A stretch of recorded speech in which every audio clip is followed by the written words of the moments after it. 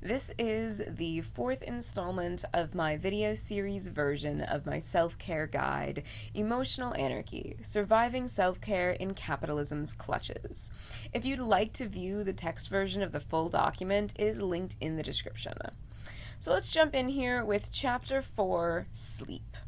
Before I even get into any tips for sleep, I want to point out that there is a difference between having sleep dysfunction, as in an inability to regulate the sleep-wake cycle, and having atypical circadian rhythms, a phenomenon that's pathologized by our society but isn't actually a dysfunction. Humans experience a variance in natural circadian rhythms. The ideal sleep schedule is not universal. Not all humans are naturally diurnal, awake during the day. Not all humans run on a typical 24-hour cycle. Some people are what's known as free running, which means their circadian rhythms do not sync to sunlight in the typical way. Note that this is not a dysfunction. This is a natural variation. Evolutionarily speaking, the fact that some humans are always awake at any given time of day was essential to the survival of our species. Non-typical circadian rhythms come in two forms. 24-hour cycle, nocturnal. This means your rhythms still sync to the daylight on the typical 24-hour schedule, but you are more primed for sleep in the day than the night. Folks who experience this may find that they can never get rested enough at night, but feel extremely refreshed from daytime naps. This is treated like a disorder, although it is a natural variation. Unfortunately, society does not acknowledge the existence of natural nocturnal humans and requires everyone to conform to the diurnal schedule. This causes sleep issues the same way a typical diurnal person will experience sleep issues when forced to work graveyard shifts. It's an inexcusable negligence of our society that workers are not given the means to align their work schedule with their natural sleep schedules. Free running. Folks with free running circadian rhythms do not sync to a 24-hour schedule, and often do not sync their rhythms to daylight at all. Folks with a free running schedule will find their natural tired time shifts consistently throughout the month. So you might go from being tired around 10 p.m. at the beginning of the month to not being tired until 6 a.m. by the end of the month. The rate of cycling depends on how many hours your schedule is synced to. It could be 25, 26, 27, 28, etc. Schedules sync to less than 24 hours are possible, but are reportedly quite rare. When you're forced to conform to a schedule that doesn't match where your natural rhythms are in their cycle, like being forced to go to bed at 10 p.m. every night, regardless of when you're tired, you will experience sleep dysfunction, typically in the forms of insomnia and lack of restedness even after sleeping. Again, this is not inherently a disorder. This is a natural variation that is pathologized by our unaccommodating society. If your sleep issues really are the result of not being allowed to accommodate your non-typical circadian rhythms, there are unfortunately not many things you can do aside from trying to conform your job to your sleep schedule, which is more often than not simply impossible for working class folks to do. If your work schedule allows time for a midday nap, that is honestly one of your best bets. You will get the highest quality sleep when allowed to conform to your own rhythms. So even a 2-hour nap at optimum times can leave you feeling better than 6 hours fitfully tossing and turning. When you are forced to sleep at non-optimal times, it can help not to try to fall asleep. Focus on using the time simply to rest your mind instead of trying to fall asleep.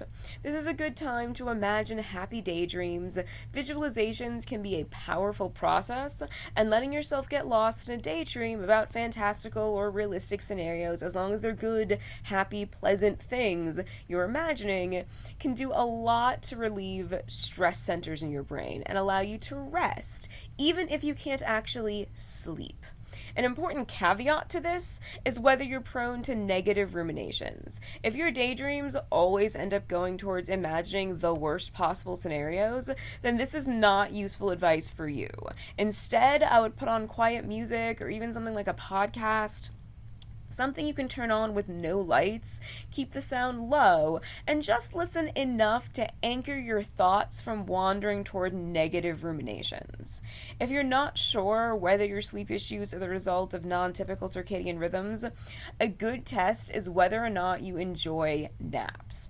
If there are certain times of day, even if the times periodically change, when you can take a nap for an hour or two and wake up feeling rested, but almost never wake up in the morning feeling rested, this is a good indication that the issue is more about natural variation that our society refuses to acknowledge than a true breakdown in your brain's ability to regulate the sleep-wake cycle.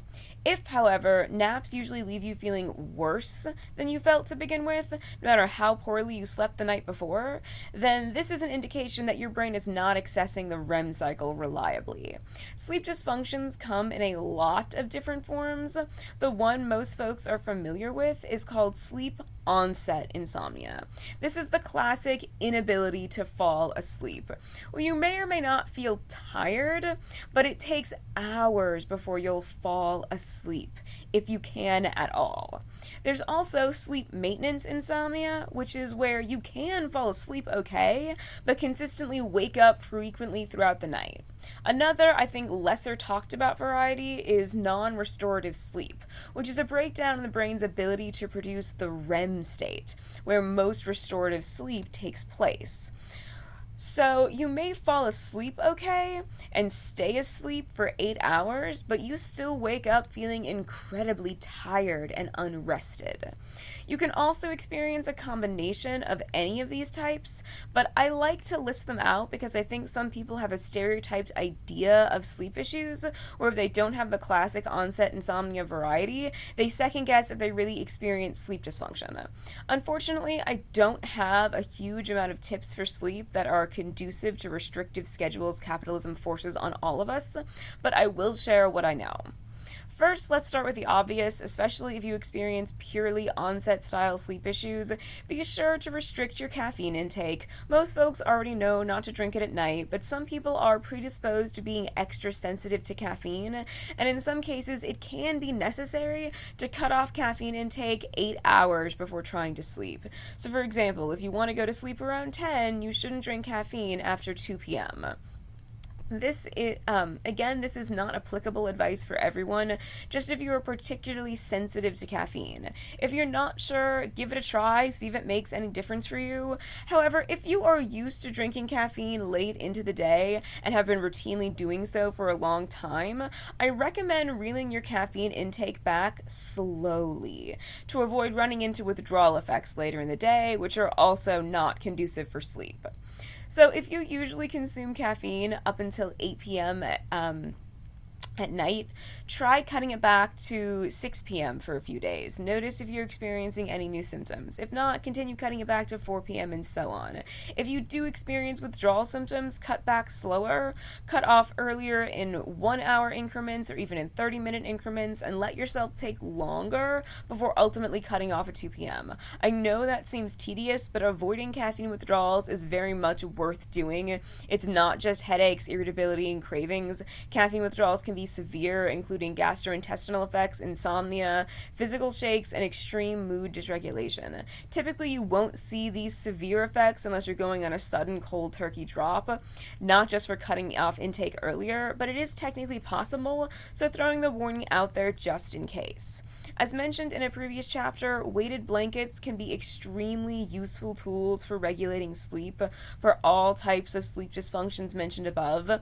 This is not a universally applicable tool, nothing is, but it's very widely applicable. If it's not something you've tried before and you're particularly fond of deep pressure sensations, it's a good avenue to explore. You can achieve a similar effect as a weighted blanket by literally having someone lay a pillow or something soft on you and then lay on top of it, providing diffuse pressure input to your body, or either having someone massage you or giving yourself a self-massage. Even just squeezing each of your muscles in turn can provide some similar sensory information to the brain that can sometimes aid in regulating the sleep-wake cycle. Anything you can do to create a pleasant sensory environment will help. They probably won't fully solve the problem, but they can help relax the brain so at least it's spending less processing power while you lay there. For some folks, temperature can be a useful stim in these situations. Try putting your pillowcase and top sheet in the dryer for a few minutes before bed, or if you prefer cold, fold them up, put them in a Ziploc, put them in the fridge or freezer for a few minutes before bed. And also, for folks who respond well to cold temperatures, having a fan blowing, moving air over you can create a better environment for sleeping. Everyone knows that screen time is bad for sleep. That's a well-established fact, but knowing that does not change the human condition or our current reality, which relies heavily, if not entirely, on screens. So if limiting screen time before bed is not a realistic option, check out the program f.lux. That's f.lux. Google it. Which controls the color of the light on your screen and helps to prevent bright lights from your screen from accidentally priming your brain for wakefulness. As I mentioned toward the beginning of this chapter, sometimes when you can't sleep, it's best not to try to sleep. It's best to put your focus on resting instead, either by using the time to pleasantly daydream or listening to music or podcasts or shows, etc. quietly while you lay in a comfortable position. The sound input can help anchor your thoughts so you don't get pulled into negative ruminations or just general worries about the fact that you're not asleep yet, while still allowing the more active parts of your brain to power down and rest. Again, you likely won't fall asleep, but you'll use the time more productively than if you're just tossing and turning and worrying about the fact that you're awake.